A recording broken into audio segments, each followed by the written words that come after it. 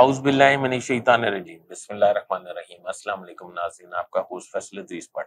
ناظرین، آج میں آپ کو اپنے پروگرام میں آپ کی خدمت میں عرض کروں گا کہ کن مہذب ممالک میں ملٹری کورٹس کام کر رہی ہیں، اور میں آپ کو بتاؤں گا کہ کون سے ملک میں جو نمبر 1 کی ریس میں شامل ہے، انتہائی معزز ملک ہے، انتہائی ترقی یافتہ ملک ہے، جس میں ان کے وزیر خارجہ اور وزیر دفاع جو جرنل ہیں ان کے خلاف ملٹری کورٹس میں کیس کرنے کا فیصلہ ہو چکا ہے۔ میں آپ کو یہ بتاؤں گا کہ ملٹری کورٹس میں جو سیولین ٹرائل ہو رہے ہیں دنیا کے ممالک میں، ان پہ کیا ایلیگیشن ہے جس پہ سیولین کے ٹرائل ملٹری کورٹس میں ہو رہے ہیں، اور پاکستان میں ملٹری کورٹس کو کیوں بین کر سیولین ٹرائل کو کیوں کالعدم قرار دیا گیا ہے۔ ناظرین، میرا چینل سبسکرائب کر لیں، بیل آئیکن کے بٹن کو دبا لیں، میں آپ کا بڑا مشکور رہوں گا۔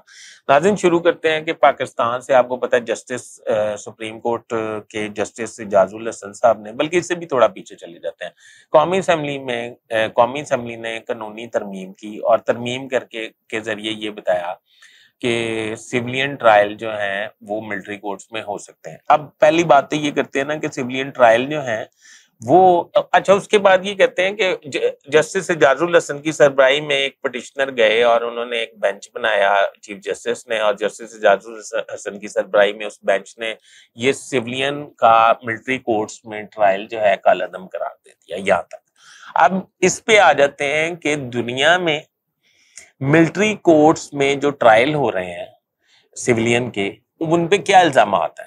الزامات یہ ہیں کہ کسی بھی فوجی تنصیبات کو نقصان پہنچانا، کسی سیکیورٹی فورسز کے افسر یا اہلکار کو نقصان پہنچانا، لائک اس کو زد و کوب کرنا، اس کو قتل کرنا، یا اس کو کچھ بھی نقصان پہنچانا، اس کی جان کو نقصان پہنچانا، اور اس کے علاوہ کوئی بھی ملک دشمنی پر مبنی ثبوت آ جانا، جاسوسی یا غداری، یہ نارمل ایسی ہی چیزیں پاکستان میں بھی ہیں۔ اچھا جی، اب یہ جو اس چیز کا مرتکب ہوگا اس کے خلاف ملٹری کورٹس میں ٹرائل کیے جائیں گے۔ اب دنیا کا نمبر 1 ملک ہے امریکہ۔ امریکہ میں ملٹری کورٹ سیولین کا ٹرائل کر رہے ہیں۔ کیسی حیرت زدہ بات میں نے آپ کو بتائی ہے۔ اب اس کے بعد آپ ترکی میں سیولین کا ٹرائل ہو رہا ہے ملٹری کورٹس میں، ملیشیا میں ہو رہا ہے، بنگلہ دیش میں ہو رہا ہے، گریس میں ہو رہا ہے، ارجنٹائن میں ہو رہا ہے، برازیل میں ہو رہا ہے، ہمارے ہمسایہ ملک انڈیا میں ہو رہا ہے، تیونس میں ہو رہا ہے، کینیا میں ہو رہا ہے، سوڈان میں ہو رہا ہے، ساؤتھ کوریا میں ہو رہا ہے، ایران میں ہو رہا ہے، رشیا میں ہو رہا ہے، تھائی لینڈ میں ہو رہا ہے، اور بحرین میں ہو رہا ہے۔ اب میں آپ کو ایک ایسے ملک کا نام بتانے لگا ہوں جو نمبر 1 کی ریس میں ہے اور ہمارے اس سے بڑے قریبی روابط بھی ہیں، اس کا نام ہے چائنا۔ چائنا میں ملٹری کورٹس نہ صرف بڑی دیر سے کام کر رہی ہیں، بلکہ حال ہی میں آج سے کچھ ماہ پہلے میں نے اس پہ ایک پروگرام بھی کیا تھا، ان کے وزیر خارجہ جو ہیں ان کو گرفتار کر لیا گیا تھا، ان پہ کچھ الزامات ایسے ہی تھے۔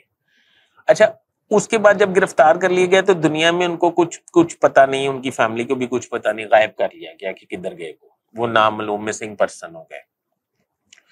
آج سے 1 ماہ پہلے ان کے وزیر دفاع جو جرنل ہیں ان کو بھی غائب کر لیا گیا، وہ بھی غائب ہو گئے۔